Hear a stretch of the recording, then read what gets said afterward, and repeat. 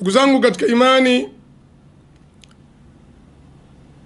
karibuni katika maudhui hii, maudhui muhimu ambayo bi'inwan ahlus sunna wal jamaa na mashia hawawezi kuungana abadan abadan abadan.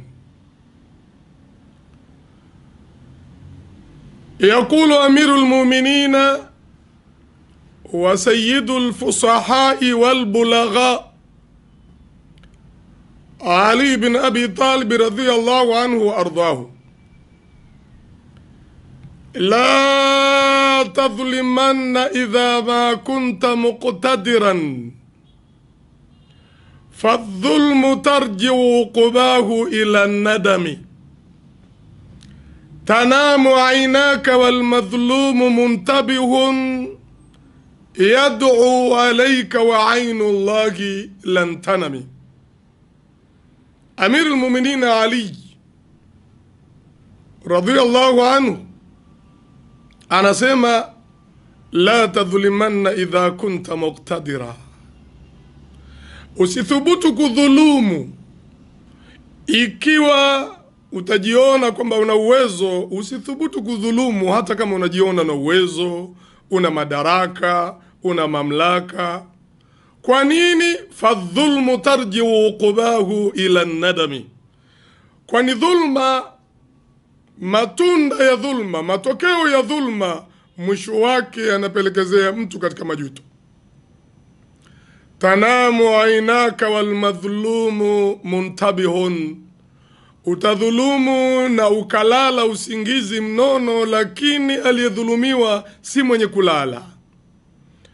Yad'u alayka wa ainu Allahi lan tanami, anakuombea dua kwa Mwenyezi Mungu, anakushtakia kwa Mwenyezi Mungu, na jicho la Allah halilali abadan.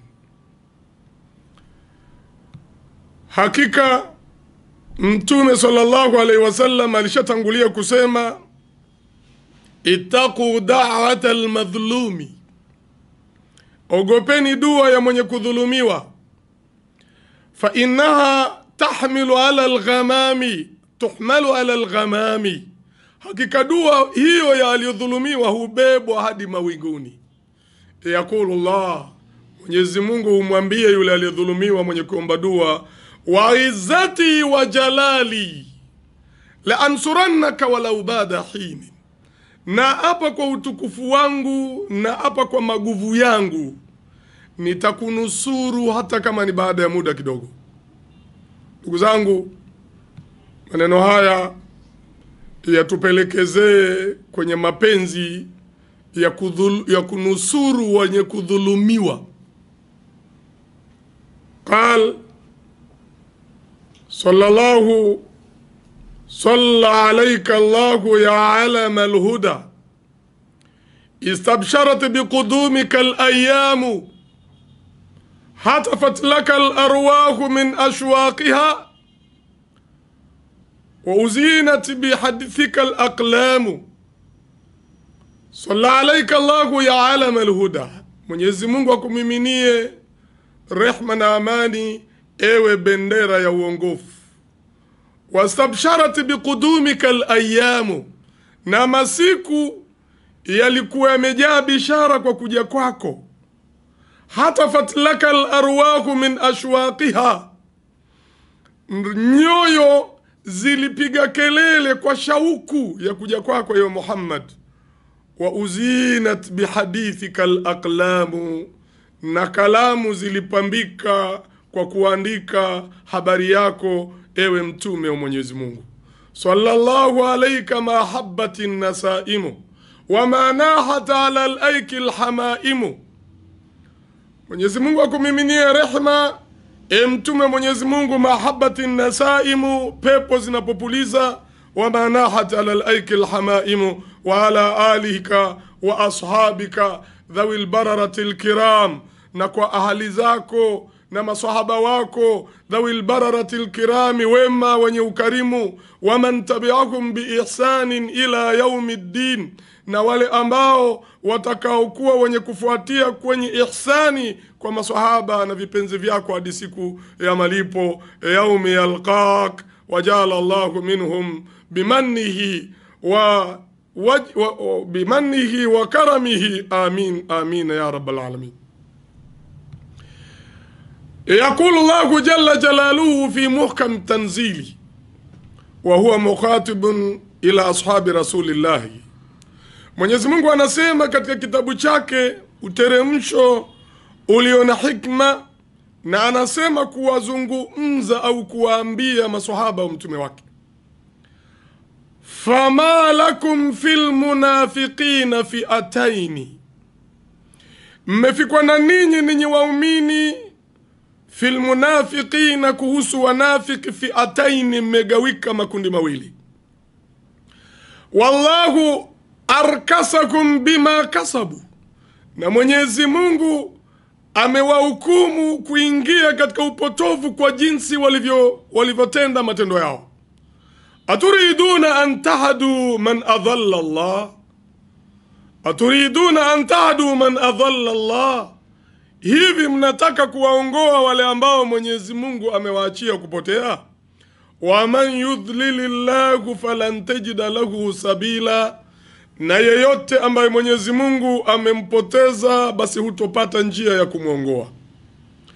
Qila fi tafsiri al-muyassar an sharhi hadhihi al-ayati al-karima min kitabi alladhi la yamutu wala yaghfal wala yanamu wala yansa wa huwa Allahu rabbul izza. Wanasema maulama kwenye tafsiri al-muyassar wakisherehesha aya hii tukufu iliyo kwenye kitabu cha Allah, Allah ambaye la yamutu, hafi, wala yaghfal, wala haghafiliki, wala yanamu, wala halali usingizi, wala yansa, wala hasahau. Aliposema Allah fama lakum fil munafiqina, ay ma lakum ayuha almu'minun, yani mna nini ninyi waumini, fi sha'ani almunafiqina, katika jambo la wanafiki, idh ikhtalaftum firqataini, kwa sababu mmefarakana makundi mawili. Firqatun taqulu biqitalihim, kundi moja linasema tupambane nao wanafiki, wa ukhra la taqulu bidhalika, na kundi jingine linasema tusipambane nao, hawa ni wenzetu, hawa tuko pamoja nao.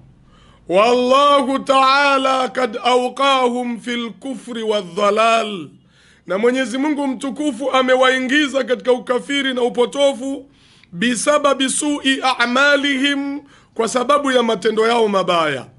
Atuwaduna hidayata man sarrafa Allahu ta'ala kalbahu an dini, mnadhani kuwakumbatia hao wanafiki waongo wapiga vita maswahaba wenye kukufurisha maswahaba ndio mtawaongoa watu ambao Mwenyezi Mungu ameswarifu nyoyo zao, amezipinda nyoyo zao zikawa mbali na dini yake?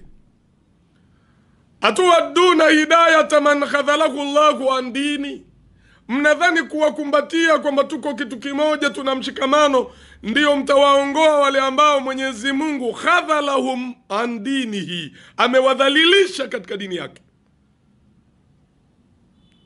Aturiduna an takuna atba'u haula, mnataka muwe wafuasi wa watu hawa?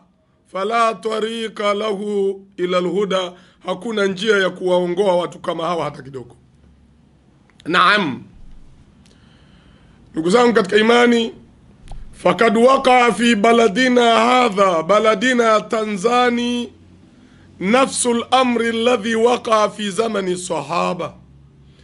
Katika nchi yetu ya Tanzania pameshatokea jambo lile ambalo lilisababisha Mwenyezi Mungu kuteremsha aya tuliyoisoma, fama lakum fil munafiqina fi'ataini, mmefikwa na ninyi ahlusunna wal jamaa, mmekuwa kuhusu wanafiki, kuhusu watu waongo.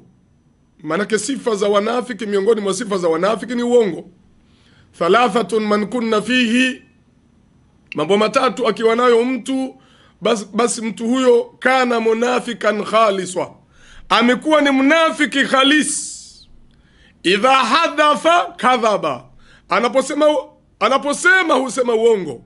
Wa idha tumina khana, na pale anapoaminiwa hukhini amana, na anapofanya uadui basi hupindukia mipaka katika uadui. Mashia wanaingia katika sifa ya unafiki, kwani wana sifa ya uongo, kusema uongo hadharani wakificha yaliyo moyoni, kitu ambacho kinaitwa taqiya. Waqala al-Imam Shafi'i Muhammad ibn Idris akazungumza kuhusu Mashia, anasema katika kitabu Adabu Shafi'i wa Manakibuhu, akasema ma wajadtu qauman min ahli al-ahwa'i akdhabu min ash-Shia min ar-Rafidha, sijakuta watu miongoni mwa ahlul ahwa. Ahlul ahwa ni mapote ya upotofu, Shia wakiwepo, Mu'tazila, al-Jahmiyya, al-Qadariyya, al-Batiniyya, mapote mengi. Kama alivyo Mtume, katika umma patakuwa na mapote 73, 72 yamepotea, moja ndio ilioongoka, na kundi hilo ni la Ahlusunna wal Jamaa. Anasema Imam Shafi, sijaona katika mapote ya watu waliofuata matamanio ya nafsi zao walio waongo kuliko Mashia. Na ukiwa muongo una sifa ya unafiki. Kwa hivyo kwa nini Waislamu wa Tanzania tumekuwa na sisi kama alivyosema Allah, ma lakum fil munafiqina fi'ataini, mmefikwa na nini kuhusu wanafiki hawa Mashia? Ninyi mmegawanyika makundi mawili, mmefikwa na nini? Wala siyama nahnu ahlusunna, ahlusunnatu wal jamaa, sisi ni ahlusunna wal jamaa. Ashafi'iyatu minhum wa ghairu shafi'iyya, waliodai au wanaodai wao ni mashafi na hata wasiosema kwamba sisi ni mashafi. Wala siyama shuyukha wa duat, hasa hapa ni mashekhe na walinganiaji. Lakad sirna al'ana firqatani mutadhiddani mutahasimani mutabaghidhani mutashamitani, tumekuwa makundi mawili, mutafarriqatani yaliyofarakana, mutadhiddani ambayo yanapingana, mutahasimani yenye uhasama, mutabaghidhani yenye kuchukiana, mutashatimani ambayo yanashutumiana. Wadhalika fi ashabi taqiyya, na haya yametukuta kuhusu watu wanaofanya taqiyya, watu wanaodhihirisha nje yale ambayo hayako katika nyoyo zao. Wadhalika fi ashabi al-kadhib, ashabi sabbi sahabatul kirami wa mukaffirihim, na haya yanatukuta kwa sababu ya watu ambao kama alivyosema Imam Shafi ni waongo, watu ambao wanatukana maswahaba na wanakuwakufurisha. Ashabu la'natul muwajjahatu ila khulafai ar-rashidin ath-thalatha, tumegawanyika Ahlusunna wal Jamaa kuhusu watu ambao wanawalaani makhalifa watatu wa Mtume, Abu Bakar as-Siddiq wa Umar ibn al-Khattab wa Uthman ibn Affan radhiallahu anhum jami'an. Tumefarakana sasa, hawa wako upande na hawa wanaokumbatia wanaotukana na kukufurisha maswahaba. Innana fariqatan fi qadhiyati shi'ati 12, sisi tumekuwa mapote mawili. Ahlusunna wal Jamaa tumefarakana kuhusu Shia 12 alladhina nafadhu hawla as-sahaba, ambao wamefanya nufudh ya kuwatukana maswahaba. Firqatun tu'ayyiduna Shia mutamassikina bihim wa hum yad'una innahu min taqribi baina al-madhahibi al-islamiyya wa bitali bana'u ittisam al-umma. Fi Tanzania kundi moja linasema lenyewe liko na Mashia ni wenzetu, Mashia tuko kitu nao kimoja, na kwamba hii ni katika kile dawa inayoitwa at-taqribu baina al-madhahibi, at-taqribu baina sunna wa Shia, kujikurubisha au kukaribiana baina ya Sunni na Shia. In kana hadha huwa al-mawdhu, yani aina kunna min qabl, kama hii ndio maudhui kwamba sasa hivi kuna takribu baina Shia wa Sunna, tulikuwa wapi huko nyuma mpaka sasa hivi ndio tuambiwa tunakaribiana? Ina maana tulikuwa mbalimbali. Kwa nini tulikuwa mbalimbali? Mashekhe wa leo wamesahau. Mabwana wakubwa wa leo, ashabu al-ghamaim, ashabu al-jubba, wanaokuvaa vilemba na majuba, ashabu al-fakhama, watu wenye madaraka, mashekhe wamesahau kwamba tulikuwa mbalimbali na Mashia. Sasa hivi ndio juhudi za kutukurubisha zinakuja, wabitali na inadaiwa tukukurubiana na Mashia ndio tutakuwa na umoja wa umma. Watasimu bihablillahi jami'an, shikamaneni kwa kamba ya Mwenyezi Mungu bila kujali mafuhumu ya hablullah. Hablullah aliyozungumza Ali bin Abi Talib, alisema huwa kitabullah. Hablullah huwa kitabullah, ni kitabu cha Allah. Wa huwa nuruhu almubin, na ndio nuru yenye kubainisha kila kitu. Man qala bihi sadaqa, atakayesema kwa kitabu cha Allah amesema kweli. Wa man hakama bihi adala, atakayehukumu kwa kitabu cha Allah ataleta uadilifu. Wa man istamthaka bihi faqad istamthaka bil urwati al wuthqa lan fisama laha, na yule mwenye kushikamana na kitabu cha Allah ameshikamana na kishikiwa ambacho hakiwi chenye kukatika. Kitabu cha Allah tunatakiwa tushikamane i'tisamu na watu ambao wameshikamana na kitabu cha Allah, sio na watu ambao wanadai kwamba kitabu cha Allah kimefanyiwa taharifu, kitabu cha Allah kilibadilishwa, kiliongezwa, kilipunguzwa, kitabu cha Allah kilifanyiwa hujuma na Abu Bakari na Umar na Uthman. Hao tunataka kushikamana nao. Ali anasema itizamu iwe na ahlul Qur'ani, watu walioshikamana na Qur'an, sio na Mashia wapinga Qur'an. Inadaiwa kwamba tukishikamana nao ndio tutakuwa sisi na amani ya nchi, tutakuwa na umoja wa Waislamu, tutakuwa na mshikamano. Kwa hiyo mashekhe wanaodai hivyo, lakad saru hum ansaru Shia, wamekuwa ansaru Shia, wamekuwa ni watu wanaonusuru Mashia badala ya kuwa adhdadu Shia, badala ya kuwa dhidi ya Shia. Kama kana awailuna, akasema msemaji, lasna illa kama qala, kama kana awailun nabni kama kanat awailuna tabni wa naf'alu kama fa'alu. Sisi wa leo hatutakiwi kuwa vingine.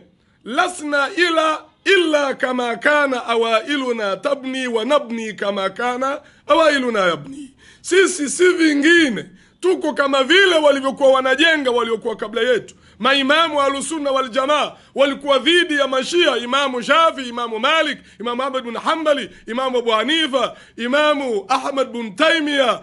Maulama wote, nina orodha ya maulama 89 katika kurunu mbalimbali, wote yatakallamuna dhiddu Shia, wanazungumza dhidi ya Mashia. Wewe shekhe wa leo unaibuka na kudai at-taqrib wal-iqtisam baina sunna wa Shia. Inna lillahi wa inna ilaihi raji'un.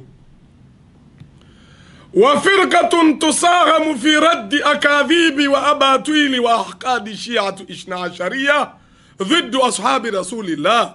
Pote la kwanza ni hilo la ansaru Shia. Mimi naliita hivyo kwanza leo, ansaru Shia. Hata uwe nani, uwe mkubwa namna gani, ukisimama na Mashia, kwangu mimi anta ansaru Shia au anta nasiru Shia. Mkiwa wengi antum ansaru Shia. Upande wa pili kuna kundi la mashekh lililosimama dhidi ya akadhibu Shia wa abatilu Shia wa ahqadu shi'atu ithna ashariya dhidi ashabi rasulillah. Wamesimama kupambana na uongo, kupambana na batili, kupambana na chuki za Shia dhidi ya maswahaba wa Mtume. Wa haulai hadhihi almarra, na sasa hivi katika harakati za sasa hivi dhidi ya Mashia, alhamdulillah, shuyukh wa duati min ash-shafi'iyya wa ghairu ash-shafi'iyya, tumekuta ni mashekhe na walinganiaji ambao wanasema wao ni mashafi na hata wasio mashafi. Wa hadha mimma ajaba wa akhwafa ansara Shia, na jambo hili ndilo ambalo limewashangaza Mashia wenyewe, limewashangaza Ansaru Shia, limewatia hofu.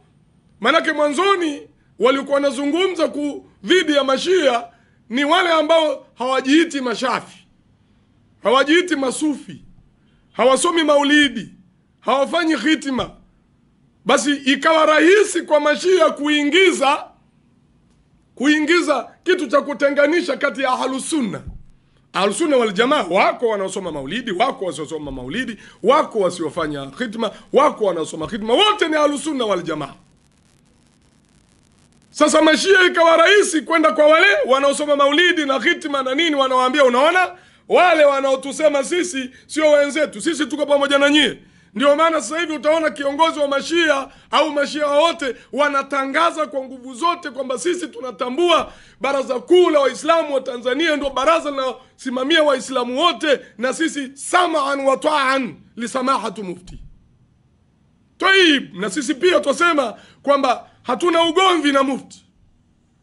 Lakini katika kadhia hii imekuwa jambo limewachukiza mno. Kwa nini mashekhe ambao ni wasoma maulidi, mashekhe wanaosoma khitma, talqini, mashekhe ambao walikuwa kwenye safu yetu sasa wamejiunga, wako pamoja na wale? Hii imepelekezea upande huo wa Ansaru Shia lajau fi makidatil kadima, wamerudi katika mbinu ya zamani, wa hiya allujuu ila alhukuma, ni kutafuta msaada wa dola kwa kupaza sauti kwamba wale wanaowapinga mashia wanatishia amani, wanatishia umoja wa Waislamu, wataharibu usalama wa nchi. Na mwingine akaropoka kabisa, hao nyuma yao ndio wale waliokuwa wanafanya ugaidi kule Handeni na kule Rufiji. Wanataka vyombo vya dola viwe upande wao, viwasaidie. Vyombo vya dola gani vilivyo makini vitaingizwa katika mkenge wa namna hiyo? Wanahanu nakulu, na sisi tunasema enyi mashekhe mliojitokeza kupambana na mashia, popote mlipo, muwe Kenya, muwe Zanzibar, muwe Tanzania, muwe wapi, katika wanaozungumza lugha ya Kiswahili. Nimemsikia kule Mombasa Sheikh Hatim, hapa yuko Sheikh Mziwanda, kule Tanga yuko Sheikh Samir. Niliona kwenye clip moja ilituma maulidi, yuko Sharifu mmoja kwenye maulidi akawa anawasema vibaya mashia. Hata siku moja niliona nisiotegemea kuwasema mashia, maana mwanzoni alikuwa anawaahidi mashia na anawatetea, akasimama hapa Dar es Salaam kuwapinga mashia.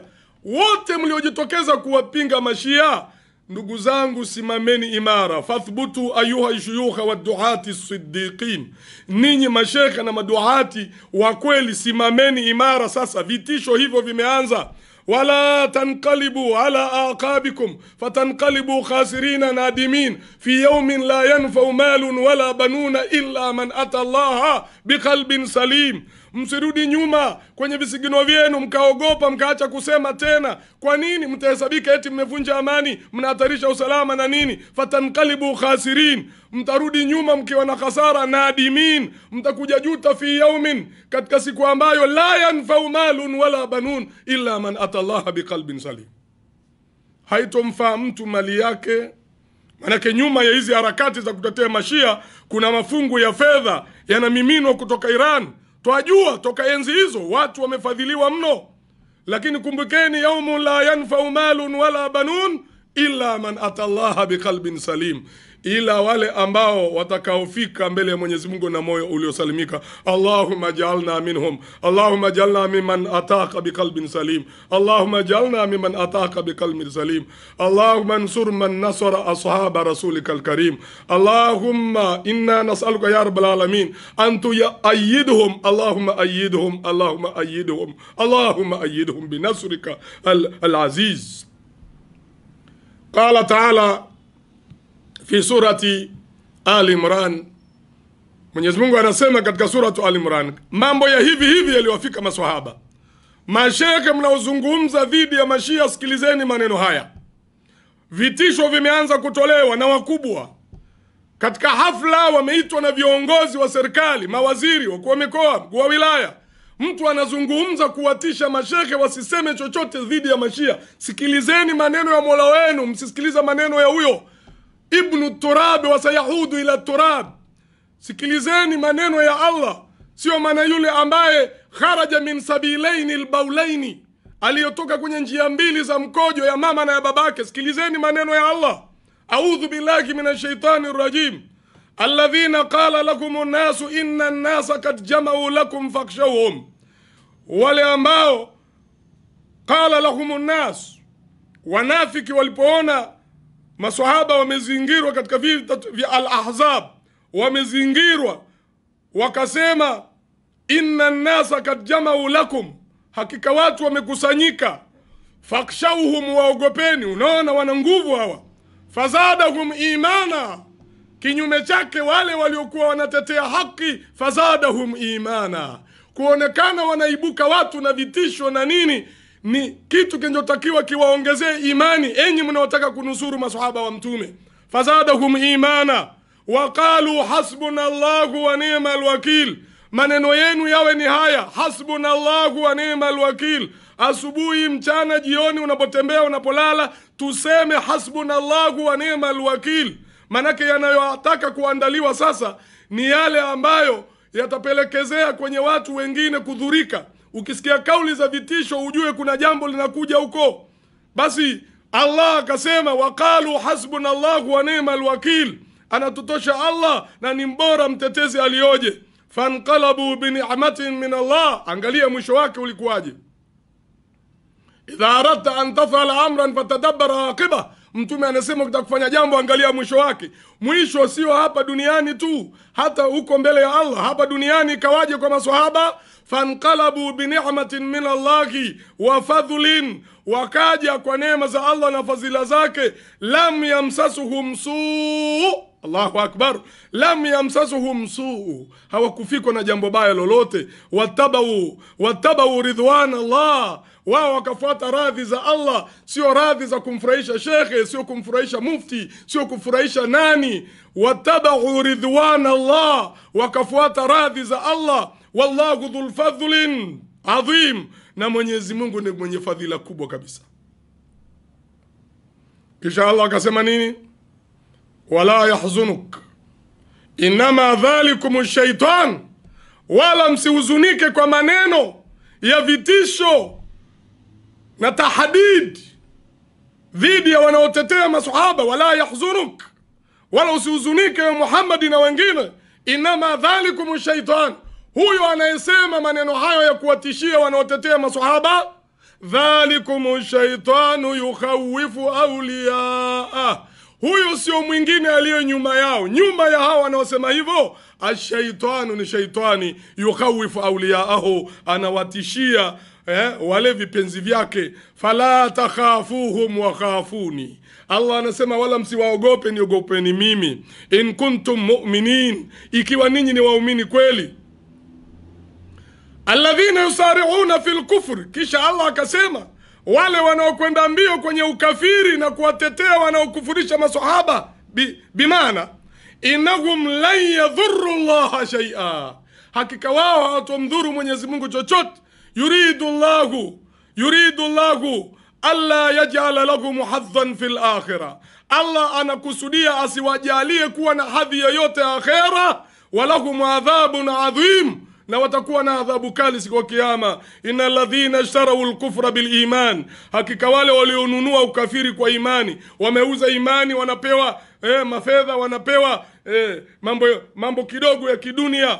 Lan yadhurru Allah shay'a, hawatomdhuru Mwenyezi Mungu chochote. Walahum adhabun alim, na watakuwa na adhabu iumizayo. Wala yahsabanna alladhina kafaru, wala usihesabu wale waliokufuru, annama numli lahum khairun li anfusihim, kwamba kwa kuwa tunawaachia wana muda, wanatamba, wanasema, wana hivi. Inama numli lahum liyazdadu ithma, hakika tunawapa muda ili wazidi kufanya uovu. Walahum adhabun muhin, na watakuwa na adhabu yenye kuhinisha siku ya kiyama. Ma kana Allahu liyadhara almu'minina, hakuwa Mwenyezi Mungu ni kuwaacha waumini ala ma antum alayhi, katika hali walionayo ya utulivu tu, hatta yamiza alkhabitha min at-tayyib, mpaka apambanue khabithi na tayyib, apambanue walio wasafi na walio wachafu, na walio wasafi wakae pembeni.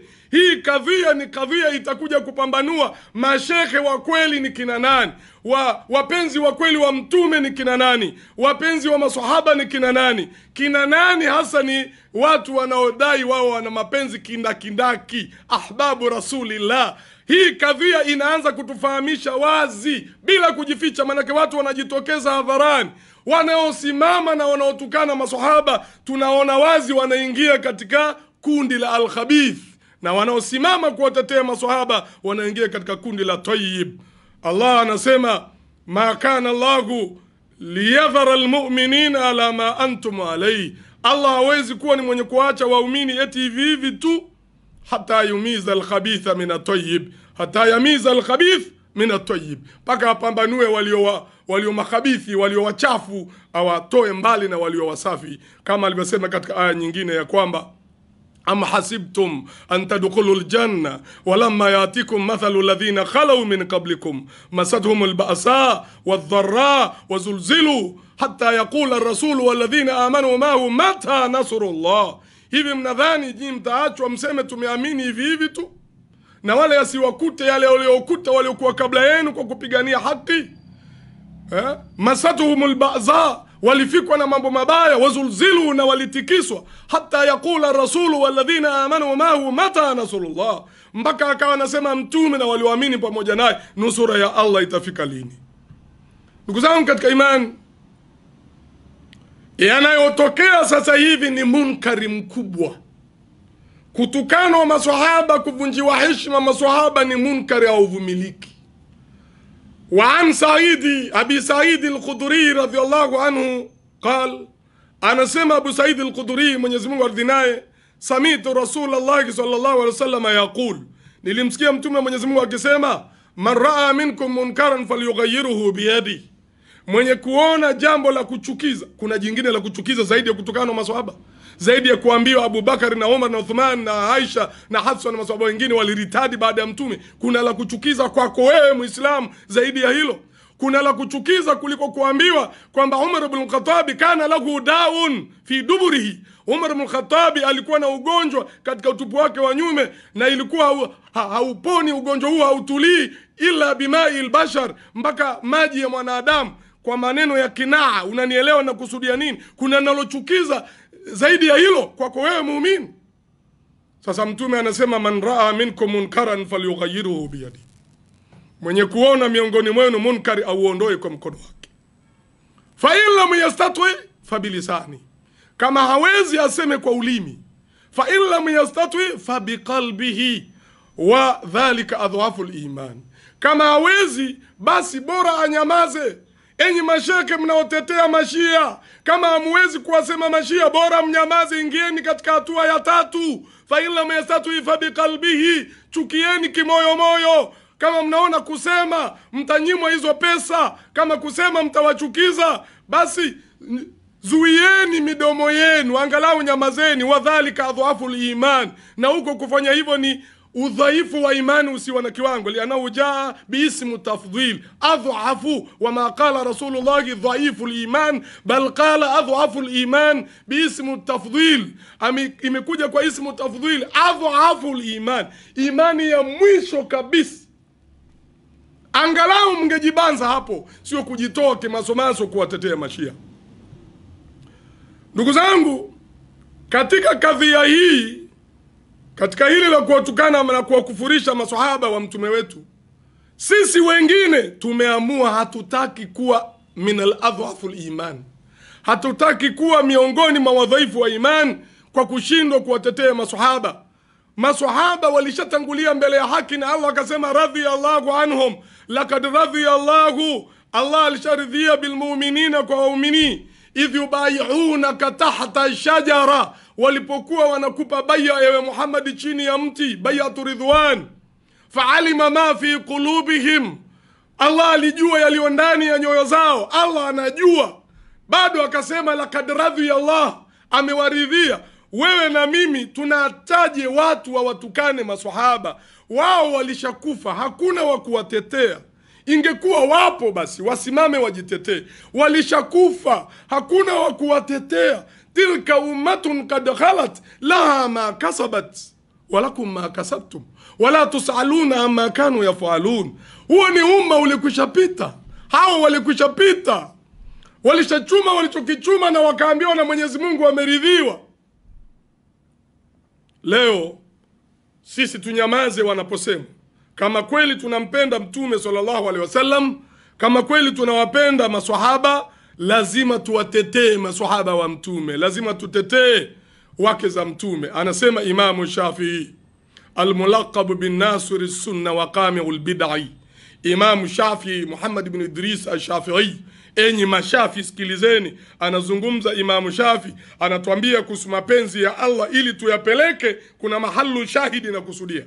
Anasema ta'asil ilahu wa anta tadhharu hubbu hadha muhalun fil qiyas badi', law kana hubbuka sadikan la ata'ta, innal muhibba liman yuhibbu muti' fi kulli yawmin yubtadika bi ni'ma minhu wa anta li shukri dhalika mudhi'u.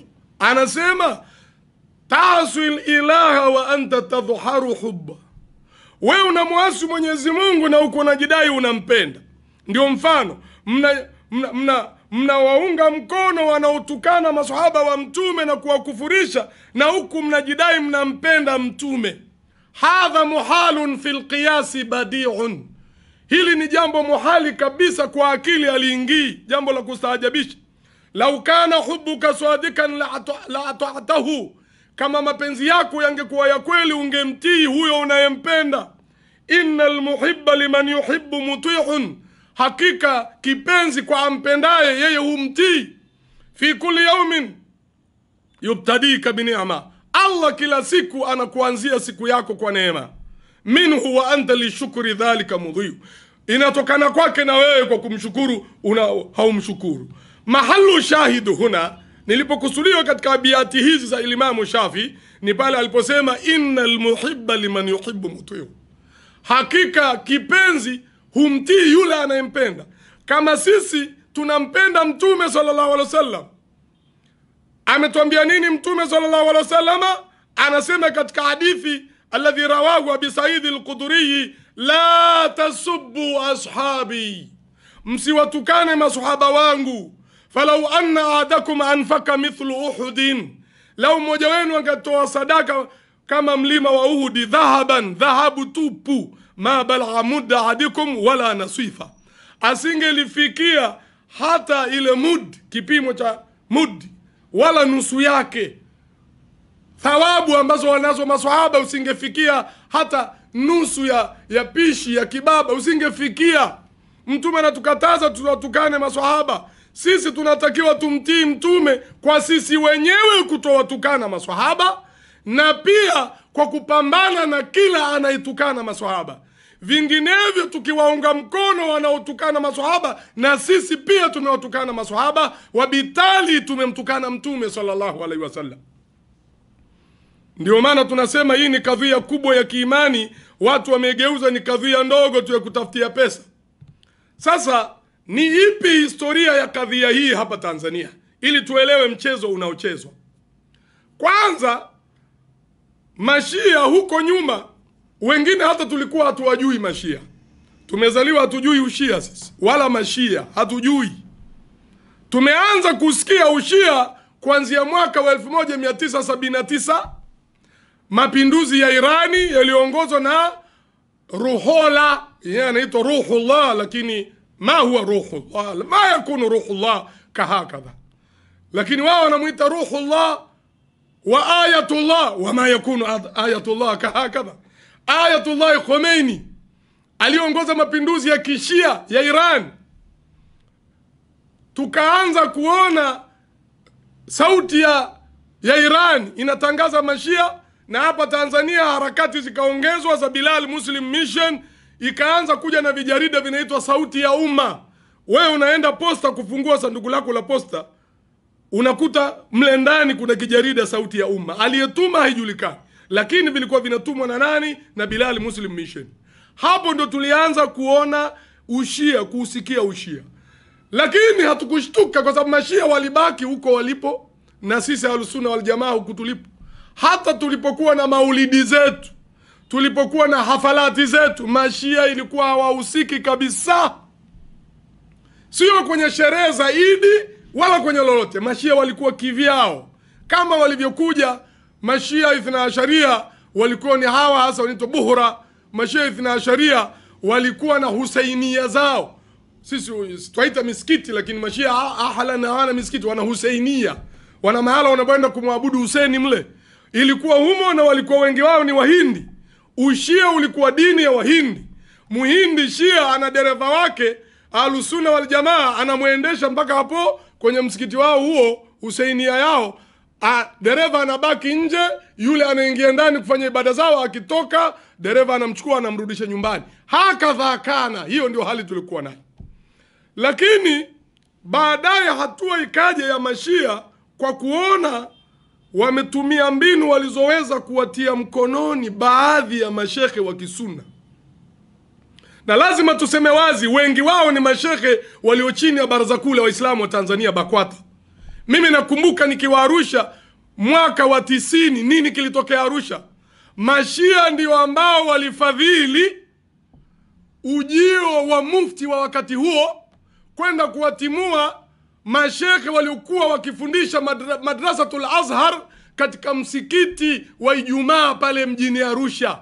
Mashia ndio waliolipia safari na gharama zote, na mmoja wa mashekhe wakubwa wa Kishia aliyetumika na mashia pale Arusha yupo mpaka leo katika baraza la ulama la Baraza Kuu la Waislamu wa Tanzania, BAKWATA.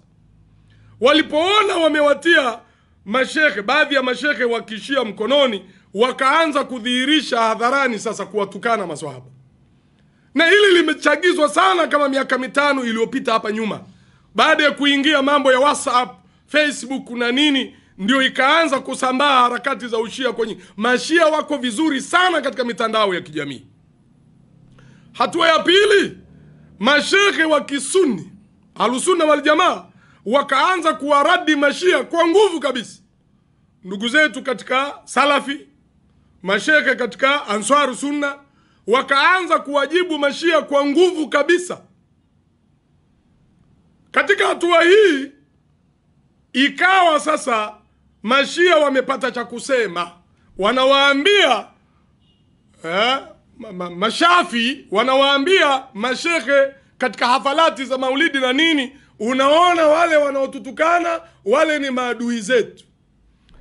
Yani mashia wanawaambia Ahlusunna wal Jamaa adui yao ni nani? Miaka yote pamoja na marumbano kati ya Answaru Sunna, Masalafi na BAKWATA na Masufi katika mambo ya kadhia za maulidi na khitima na nini, lakini sisi bado tulikuwa ni wamoja, tunaishi pamoja, hata tunaoleana. Hakukuwa na shida kabisa, kwa sababu kila mwenye ilmu anajua sisi na Ahlusunna wal Jamaa. Hizi ikhtilafu zilizoko na baadhi ya masail tunazijua. Makongamano yalifanyika baina ya wanaosema maulidi, khitima na nini, na wale wanaosema hizi ni bid'a. Makongamano miaka ya 80 yalifanyika. Ikafika mahala tukaelewana, haina shida, kila mtu aendelee na anavyoendelea. Lakini mashia wakaja sasa, wakasema kwamba kuambia Masunni wenzetu hawa ndio maadui zetu. Yani nikakumbuka sana kile kisa cha ukiltu yauma ukila thawrul abyadhu. Kuna kisa cha zungumzwa, Simba alikuwa na ujamaa, ni kisa cha kufikirisha. Simba alikuwa na ujamaa na ng'ombe. Ng'ombe mwenyewe mweupe. Na kulikuwa na ng'ombe watatu, ng'ombe mweupe, mwekundu na mweusi. Simba siku moja anamwambia ng'ombe mweupe, bwana mimi nina hamu ya kula nyama ya ng'ombe. Yule ng'ombe mweupe akataka kukimbia. Simba akamwambia usikimbie rafiki yangu, sio wewe. Sio wewe, mimi na maana yule ng'ombe mweusi. Wewe ng'ombe mweupe bwana, rangi yako nyeupe, unapendeza kabisa. Yule mweusi hata hapendezi. Mimi nataka kumla yule ng'ombe mweusi. Ng'ombe kwa uhayawani wake, yule ng'ombe mweupe akaamini maneno yale ya Simba. Akakamatwa Simba, ng'ombe mweusi akaliwa. Ikakaa, ikafika masiku yamepita, Simba akamwambia tena ng'ombe mweupe, mimi bana na njaa bana, nataka kula nyama ya ng'ombe bana. Akashtuka vile vile akamwambia bana, nishakwambia bana, la tajza. Usipapatike, babati, sio wewe. Mimi namkusudia yule ng'ombe mwekundu yule. Rangi yake haivutii mwekundu. Wewe ni ng'ombe mweupe, haina shida. Kwa uhayawani akaamini tena maneno yale. Akaliwa ng'ombe mwekundu. Wamekaa ikafika siku Simba akamwambia ng'ombe, sasa rafiki yangu bana, leo hakuna namna. Mimi nataka kula nyama ya ng'ombe na ng'ombe hakuna, aliyobakia ni wewe. Ng'ombe akataka kukimbia, Simba akamrukia, kamrarua. Wakati anararuliwa yule ng'ombe akawa anasema ya laitani arift, laiti ningejua, ukiltu yauma ukila thawrul abyadhu, nililiwa siku ile alipoliwa ukiltu yauma ukila thawru al-aswadu, nililiwa siku ile alipoliwa ng'ombe mweusi. Kumbe toka alipoliwa ng'ombe mweusi mimi nilikuwa nimeshaliwa. Hawa mashekhe wanaokumbatia mashia hawajui mashia wana mpango gani. Tutakwambieni kuhusu mashekhe wanaowajua mashia. Kama nyinyi hamwajui mashia hapa Tanzania, tutaanza kuzungumza kuhusu mashekhe. Aqwal kibari al-ulamai al-Azhar al-Sharif fi shi'ati Ithna Ashariya.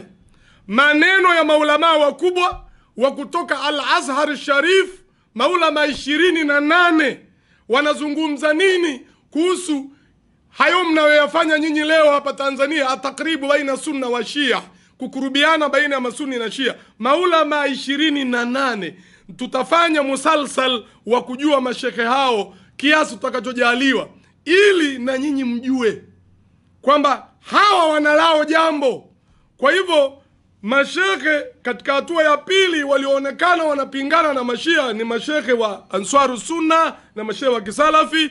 Kwa hiyo ikawa mashia rahisi kupenya baina ya Ahlus Sunna, kuwafarakanisha mashafi na Answari na masalafi kwa kunyosha kidole kwamba hawa masalafi na maanswari ndio maadui, nyinyi ni wenzetu.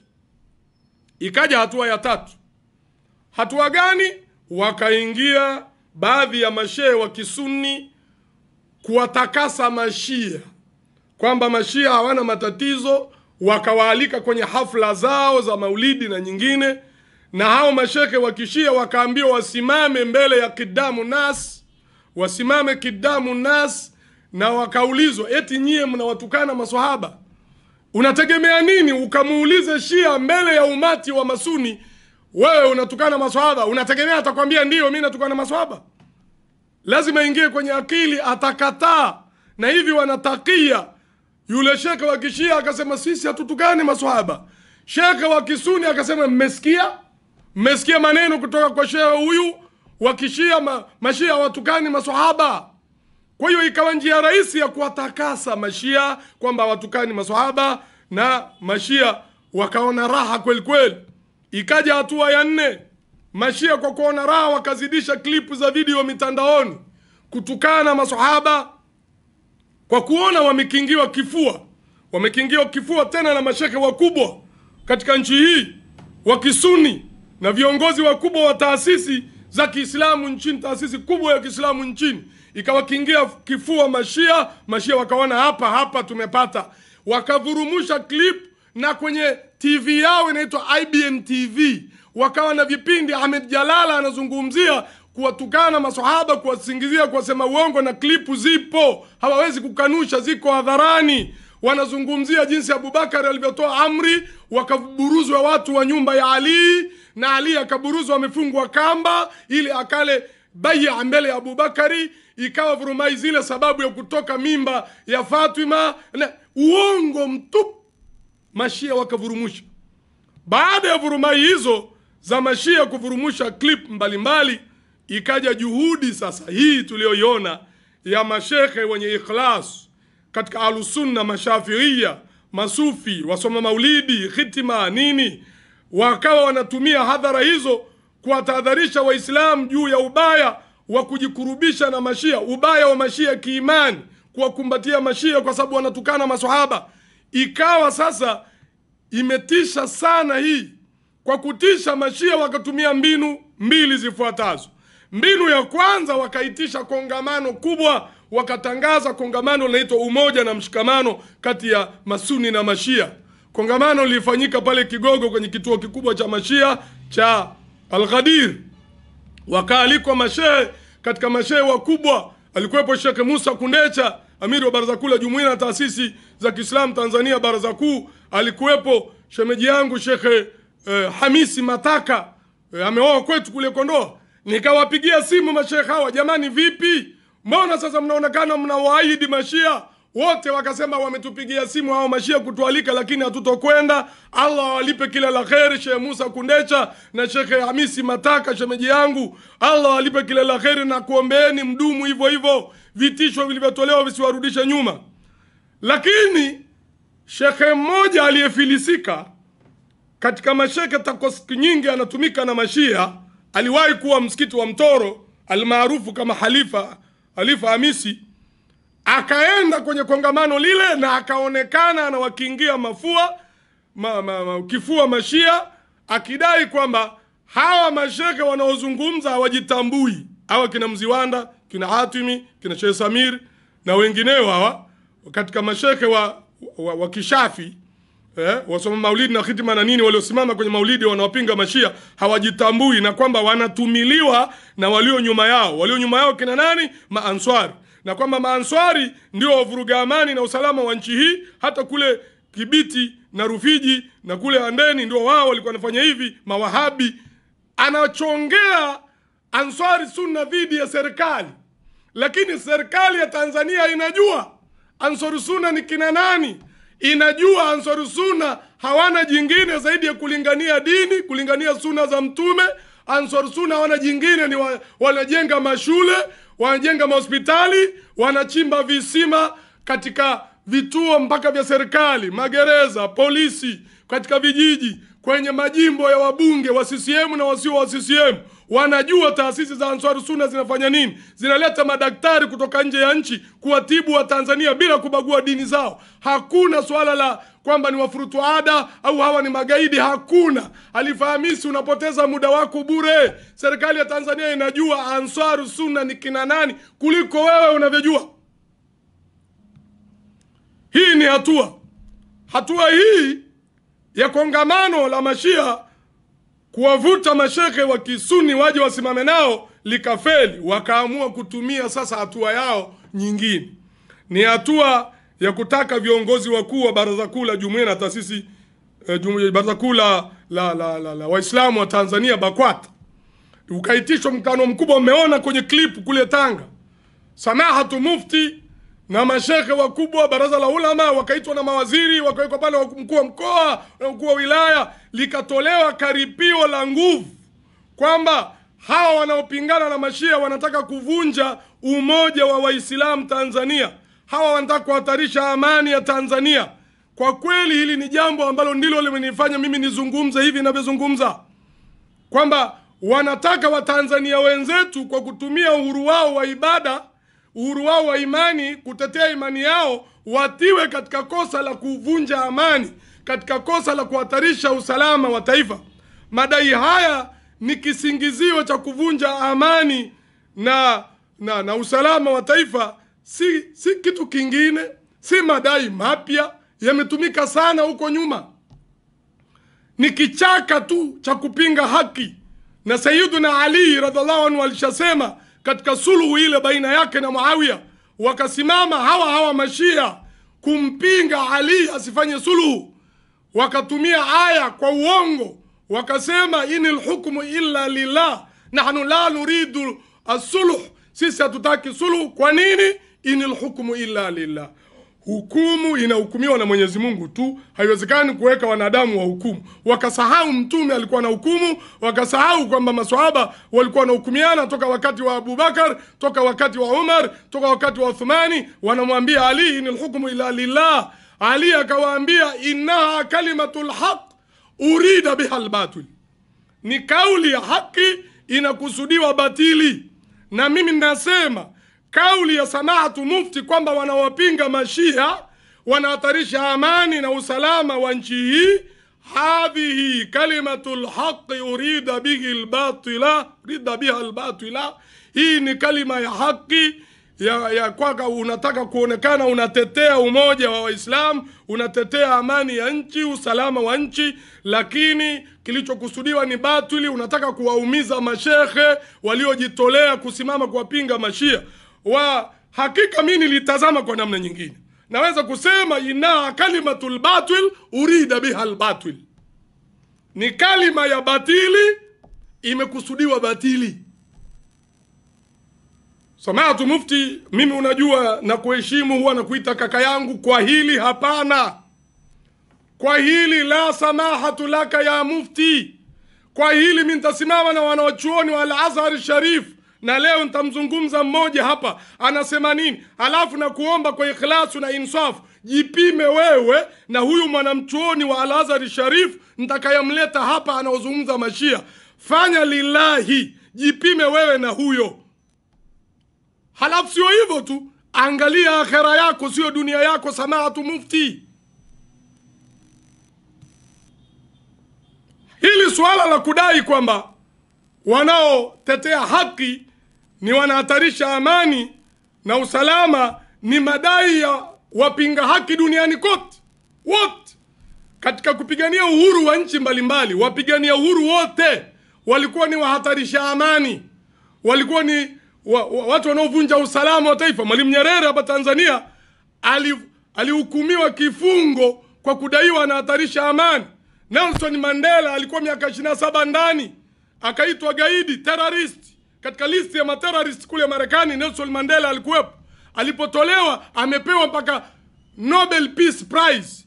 Pale unapopigania haki, maadui wa haki huwa wanapiga lebo kwamba hawa ni wapinga amani, hawa ni wavunja amani, hawa ni watu wanahatarisha usalama. Hata Mtume mwenyewe sallallahu alaihi wasallam alipoanza dawa yake pale Maka, walienda Makureshi kwa baba yake mdogo, kwa ami yake, baba yake Ali mzee Abu Talib, wakamwambia ya Abu Talib, ewe Abu Talib, inna ibn akhika kad sabba alihatana, mtoto wa ndugu yako Abdallah ametukana miungu wetu, wahaba ni dinana, na ametia aibu dini yetu, wasafaha ahlamana, na amewafanya wenye hikima katika sisi ni wapumbavu, wadhallala abaana, na amewafanya wazee wetu wamepotea. Na sio hivyo tu, wafaka mujtamaatina, na amevuruga umoja wetu.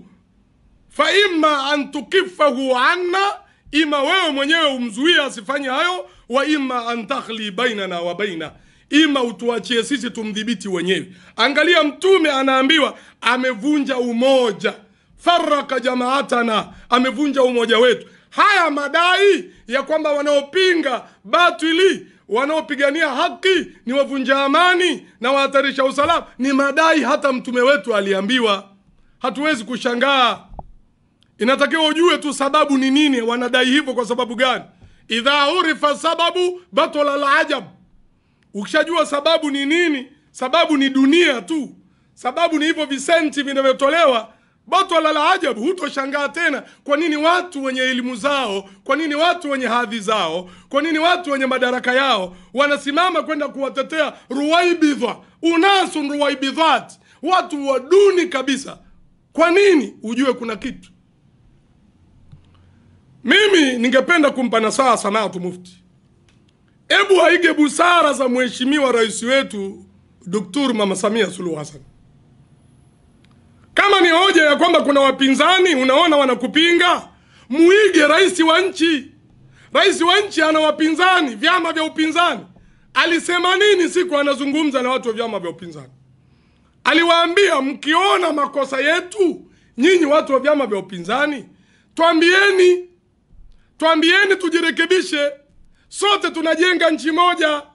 Sasa Samaatu Mufti, usikimbilie kusema kwamba hawa wanavunja amani na usalama wa nchi kama vile unawashtaki kwa serikali.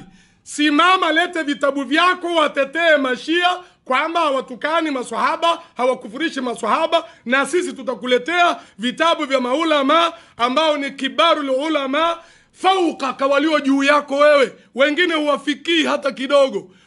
Tutakwambia vitabu wanasema nini. Miongoni mwao ni maaimatuna, aimatu al-sunna wal jamaa al-arba', maimamu wanne wa al-sunna wal jamaa.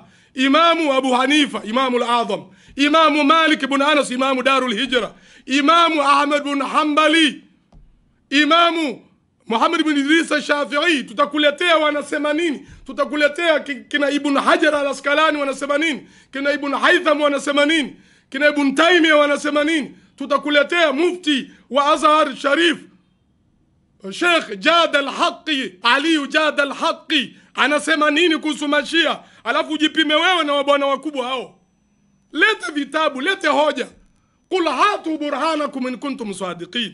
Sema lete hoja zenu kama nyinyi wa kweli. Kama Mashia tunapaswa kuwa nao kitu kimoja, lete hoja kutetea madai ya kwamba wao wanatukana maswahaba, wanawadhalilisha maswahaba, wanakufurisha maswahaba. Lete hoja kuwatetea Mashia kwamba hawatukani maswahaba, hawakufurishi maswahaba, hawadhalilishi maswahaba. Lete hoja hizo. Samaatu Mufti na wengine wanaounga mkono min ansaru Shia, katika nyinyi mnaonusuru Mashia, leteni hoja. Msikimbilie kwenye serikali na kudai hao wanahatarisha amani na usalama wa nchi.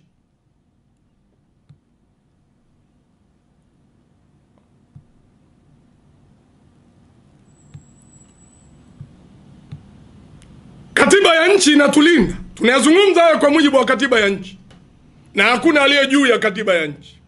Ibara ya 19(1) ya katiba ya Jamhuri ya Muungano wa Tanzania inasema hivi, kifungu kidogo cha kwanza: every person has the right to the freedom of conscience, faith and choice in matters of religion, including the freedom to change his religion or faith. Kila mtu ana haki na uhuru of conscience, wa hisia, faith, imani, and choice, na uchaguzi in matters of religion, katika mambo ya dini, including the freedom to change his religion or faith, ikiwa ni pamoja na uhuru wa kubadilisha dini yake au imani yake. Kama sheke na wengine mnaona Mashia wanafaa, tuambieni, badilikeni, nendeni muwe Mashia, tujue moja. Msituchanganye hapa, mmesimama katikati baina Sunna na Shia. Nendeni kabisa kwenye Ushia, tujue kitu kimoja. Kifungu cha pili kinasema protection of rights referred to in this article. Ulinzi wa haki uliozungumzwa katika ibara hii, hiyo ibara ya kwanza hapo juu, shall be in accordance with the provisions prescribed by the laws.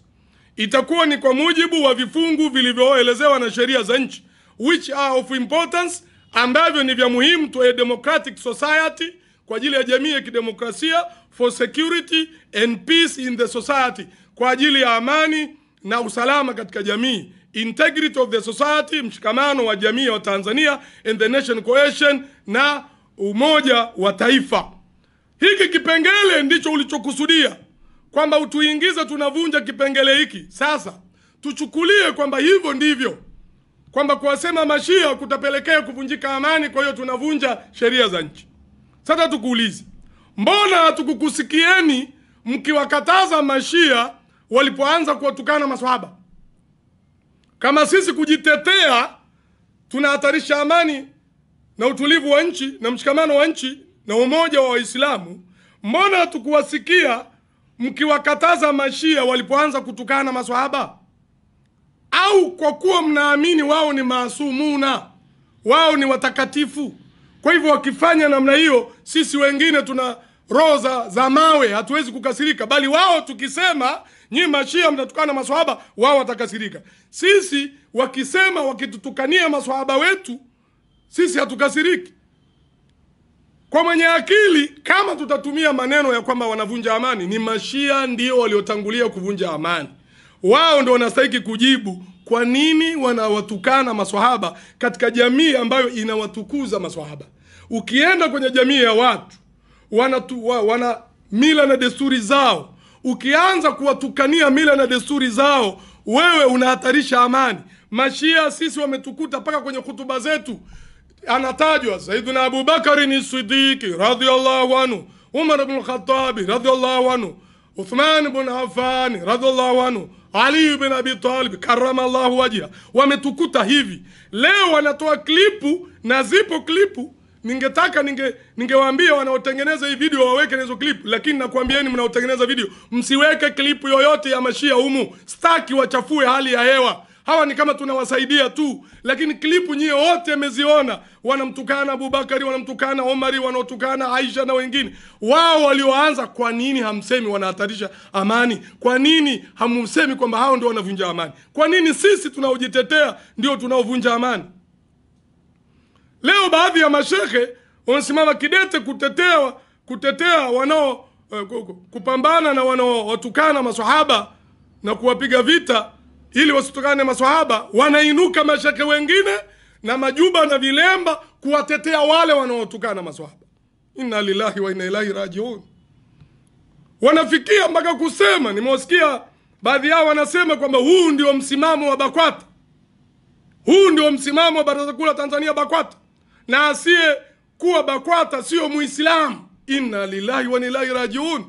Yani asiyeikubali BAKWATA na msimamo wake kukumbatia mashia, huyo sio Muislamu. Kauli hii ni kauli ya kufuru. Aj'altum fi imani almuslimina 7 arkanin, mmefanya katika imani ya Waislamu kuna nguzo 7. Si tunajua nguzo za imani ni 6.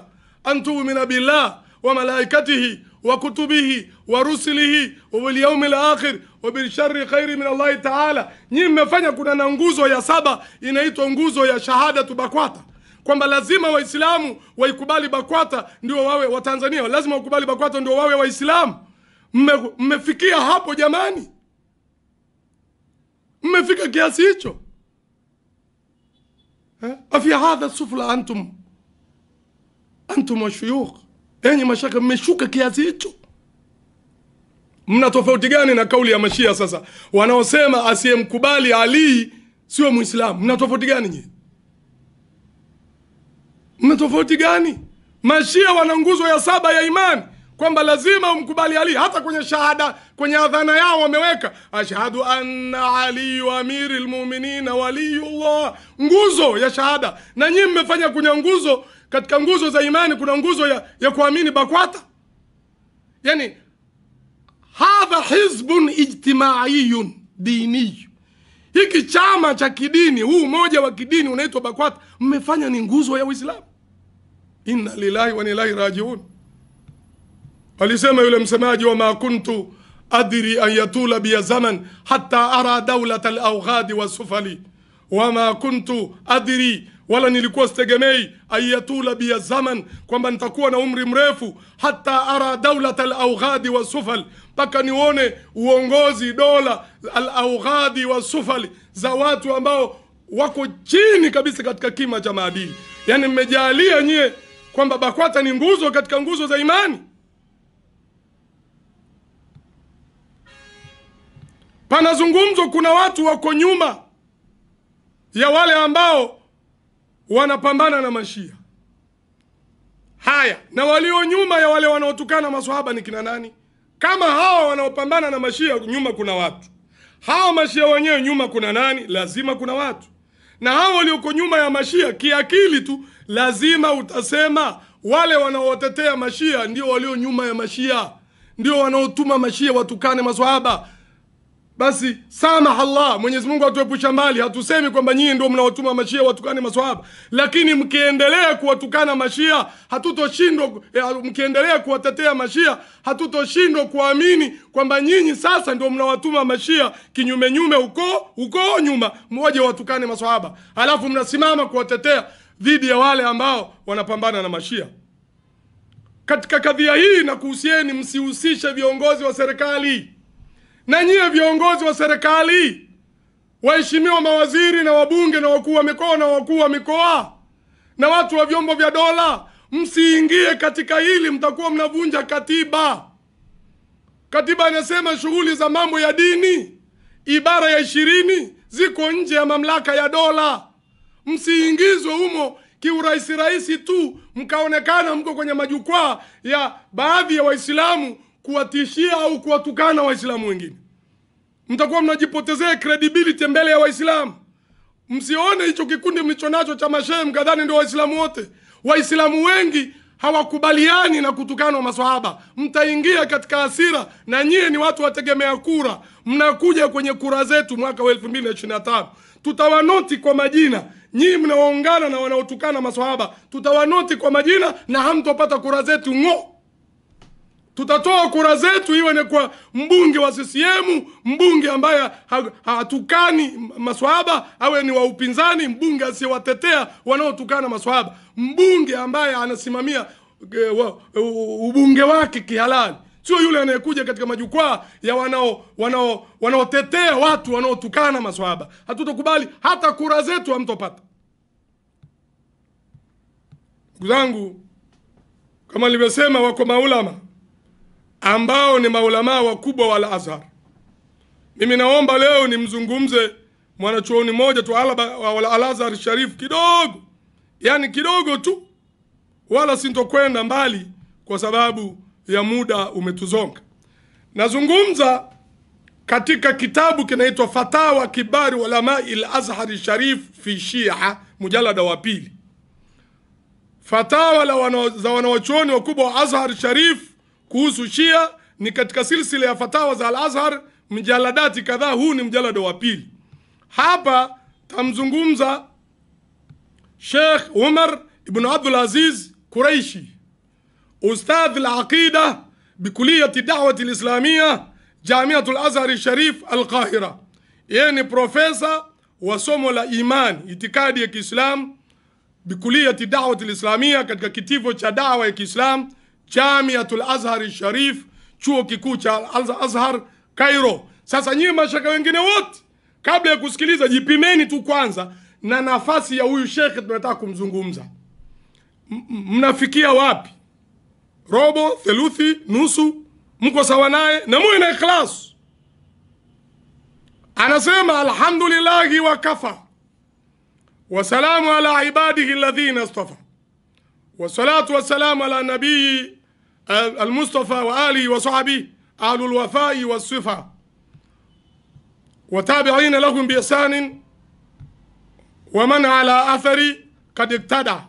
أما بعد، ففي وقت idlahama fihi alkhatab, katika wakati ambao kuni za moto umechemka, washtadda alkarbu, na matatizo yamekuwa mengi, waadhuma alatabu, wakhtalata fihi alhaq bilbatili, na haki na batili sasa hivi imechanganyika mpaka uwezi hata kujua haki iko wapi. Maana unapomuona mtu na kilemba kama changu akazungumza Kiarabu na aya na hadithi, unaona huyu anasema kweli. Kwa wale awamu wanaona huyu anasema kweli. Kwa hiyo sasa hivi ikhtalata fihi alhaq walbatil, zama tulizonazo haki na batili imechanganyika, vigumu kuitambua. Wal habil bin nabil, zimekusanyika alhabil bin nabil, wal aam bil jahil, wal alim bil jahil, mwanachuoni na jahili wote wanaonekana sawa sawa tu. Wa adhamatil fitan, na fitna imekuwa kubwa. Wa kathratil mihan, na machafuko yamekuwa mengi, mauaji. Wa rakdul ilmu wasan, na kusimama kwa maendeleo ya kielimu. Wanqalabatil umur, na mambo yamebadilika. Wazadati ad-dayajiri watakallama ruwaibidha, na hata ruwaibidha watu wa ovyo ovyo wanazungumza tu. Wadhara wanazungumza kuhusu dini. Wadhara alfiska, na ufasiki umedhihiri. Wadhaufa ahlus sunna, hili ndio kubwa. Dhaufa ahlus sunna, ahlus sunna tumedhoofika. Leo ahlus sunna tunaona bila kushikamana na mashia hatuwezi kuwa na nguvu.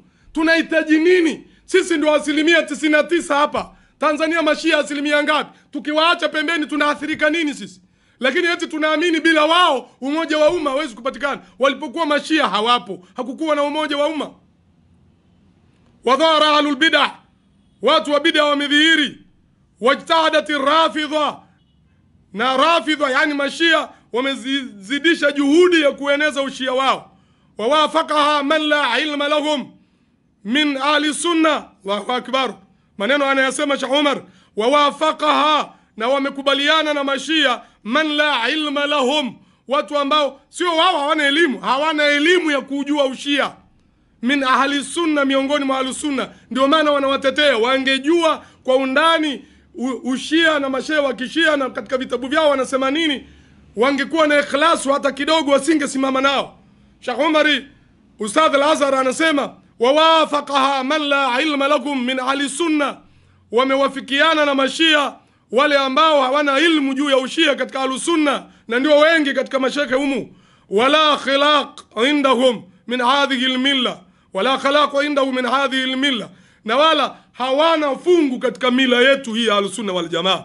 Wanasu ma akramahum Allah bihi min alminna hina ja'alahu min ahli sunna, na hao mashekhe wanaotetea mashia wamesahau Allah alivyowakirimu kwa neema yake akawajalia kuwa katika Ahlusunna. Ahlusunna maana yake wenye kufuata mwenendo wa mtume na maswahaba. Leo maswahaba wanatukanwa, hawa wanaojiita Ahlusunna wanawatetea wanaotukana maswahaba. Wamesahau takrima ya Allah aliyowafanya kuwa wao Ahlusunna. Farahu yakuluna bitakribi baina Ahlusunna wa Shia, wamekwenda kupigania ukaribu baina ya masuni na mashia. Wa ahdathu fi dini umuran shania, na wameanzisha katika dini mambo yasiyopendeza. Mshikamano wa masuni na mashia haupendezi. Wa minhum man shatama sahabat bishataimi fadhiha, miongoni mwa mashia ambao mnakaa nao mnakula nao, hao wamewatukana masahaba tena kwa matusi mabaya. Wa haramu ma yakunu bainana wa baina shi'atu min qati'a, hawa mashia wa Ahlusunna wa leo waliokuwa waangalii takrima ya kuwa wao na Ahlusunna wanawatetea mashia. Haramu ma yakunu bainana wa baina shi'at min alqati'a, wameharamisha alqati'a, wameharamisha utengano ambao ulipaswa uwepo baina yetu sisi masuni na mashia. Anasema maneno hayo Sheikh Al-Azhar katika mashia wa Al-Azhar, kibaru ulama Al-Azhar, Sheikh Umar Al-Quraishi anasema hivyo. Waharamu ma yakunu bainana wa baina shia min alqati'a, hawa wanaotetea mashia leo wameharamisha yale yanayopaswa kuwa baina yetu na mashia. Hakuna, kunatakiwa kuwa na nini? Alqati'a, kunatakiwa kuwa na alhajaru, kunatakiwa kuwa na nini? Kuwa na albaraa baina Ahlusunna wa Shia. Wahum yuriduna fi anfusihim, wahum yarawna fi anfusihim annahum ahlul ilmi, wanafanya hivyo na wanajiona katika nafsi zao kwamba wao ni ahlul ilmi. Hayo maneno sio ya kwangu jamani, sije kaambiwa natukana mashekhe. Anasema Sheikh Umar, wahum yarawna fi anfusihim annahum ahlul ilm, wanajiona katika nafsi zao kwamba wao ni ahlul ilmi, huku wanawaperemba na kuwapambia wanaotukana maswahaba. Wama yunaduna bihi min at-taqrib, na hicho mnachokiitia wanachokiitia katika ukuruba baina ya mashia na suni, inama huwa min babil hilmi wal hikma, eti kwamba ni mlango wa busara na hikma, eti ndio hikma ya kiongozi, kwamba yeye anataka kuunganisha Waislamu, anatumia hikma. Anasema Sheikh Umar, innal ladhina yunkiruna ala shia ma hum alayhi, wale ambao wanawakataza mashia kwa yale walionayo, yani mashaka wanaowapinga mashia, inama hum qaumun hudathaul asnani, wanadai kwamba hao ni watu ambao wana umri mdogo tu. Sufahaul ahlami, wanaopingana na mashia ni watu ambao sufahaul ahlami, hawana busara. Yukhalifuna ahla alislami, wanakwenda kinyume, wanapingana na Waislamu, wanapingana na umoja wa Waislamu. Wayufarriquna alkalimata wayumazziquna alumma, wanafarakanisha kalima ya umoja wa Islam na wanauvunja umma mapote. Hayo ndio maneno tunayosikia kwa mashaka wetu. Haya maneno cha Umar anayarudia humu min kibar ulama al-Azhar. Yakulu hadha al-kalam qaumun ashabu amaim, sikiliza maneno haya. Yakulu hadha al-kalam, wanasema maneno haya ya kuwatetea mashia, qaumun ashabu al-amaim, ni watu wenye vilemba, wa manasibu wa marasimu, ni watu wenye madaraka wa marasimu, na ni watu wenye hadhi. Ndio hao tunawaona wakubwa. Watukamu lahum atukaya walwalaima, wanaandaliwa wanaandaliwa hafalat, wanaandaliwa na walaima, wanaandaliwa na vyakula. Lakini la budda li sauti alhaq. Sheikh Umar min kibar ulamai Al-Azhar Sharif, Umar Al-Quraishi, anasema walakin la budda li sauti al-haqi an yudawi wa an ya'lu, hapana budi sauti ya haki an yudawi, itibu maradhi haya, itibu udhaifu huu uliotokea wa mashekhe wa kisunna kuwatetea mashia, wa an ya'lu, na hapana budi kauli ya hao wanaotetea maswahaba iwe juu. Qala Allahu ta'ala, anasema Mwenyezi Mungu, bal naqdhifu bil haqqi ala al batili fayadmaghuhu fa idha huwa zahiqu. bal walakumul wailu mimma tasifun. Kwa hiyo ndugu zangu, nilitaka niwaonjesheni tu kwamba maulama kibari ulama katika maulama wa Azhar Sharif wanapinga kabisa hii da'wa ya takribu baina Shia wa Sunna, wito wa kuleta ukurba baina ya mashia na masunna. Baada ya leo nitaanza silsila ya kuzungumza, nitaendelea na Sheikh Umar huyu, alafu nitakuja na mashaka wengine wal Azhar. Allah namuomba anipe umri, wala akhafu fi lahi lawmata laimi, wala siogopi kwa Allah lawama yoyote. Wananijua mimi, wanajua niko hivyo katika jambo la haki, usimama hivyo hivyo. Hata ningebaki peke yangu ningesimama hivyo hivyo peke yangu, liannani khuliqtu wahidan, mimi niliumbika peke yangu. Wasaamudu wahidan, saamutu wahidan, takufa peke yangu. Wasaubathu wahidan farida, na nitafufuliwa peke yangu mbele ya Allah, sintofufuliwa na mwingine yoyote. Idhan, enyi mashaka wenzangu mliokwisha simama kupambana na mashia, endeleeni, tuendelee kusimama, na insha Allah tutaandaa kongamano kubwa la mashekhe wote ambao wanapingana na hawa wanaotukana maswahaba hawa mashia. Tutaalika mashekhe kutoka Kenya, kutoka Uganda, kutoka hata nchi nyingine, waje izungumzwe habari ya ushia, ili hawa ambao wanazungumza kwamba tuwe na ukuruba wa mashia wapate kujua. Pengine hawajui, maana anasema msemaji, wa in kuntum la tadri, ikiwa wa in kunta la tadri fa musiba, kama hujui haya ya hatari ya ushia, huo ni msiba. Wa in kunta tadri, na ikiwa unajua lakini unajibaraguza tu, unapinga hiyo haki, fal musibatu a'dhamu, msiba ni mkubwa zaidi, kwa sababu utapotosha watu wengi. Lakini hatutokubali uwapotosha Waislamu wa mahama kunta, uwe katika hali ya namna gani. Na nakuhusieni na usia nafsi yangu, tuendelee kuwapambania maswahaba wa Mtume. Hawapo leo, walishakwenda mbele ya haki. Atakayesimama kuwatukana, hakuna atakayesimama nao ila wale wapenzi wa Mtume wa kweli na wale wapenzi wa maswahaba wa kweli. Aqulu ma tasma'un wa adu Allah an yajalana من الذين يقتدون بسنة حبيبنا المصطفى، ومن أحباب أصحاب رسول الله، ومن الذين ينصرونهم، ومن الذين يقتدون بهديهم. وصلى الله على نبينا محمد وآله وصحبه أجمعين، والحمد لله رب العالمين، والسلام عليكم ورحمة الله وبركاته.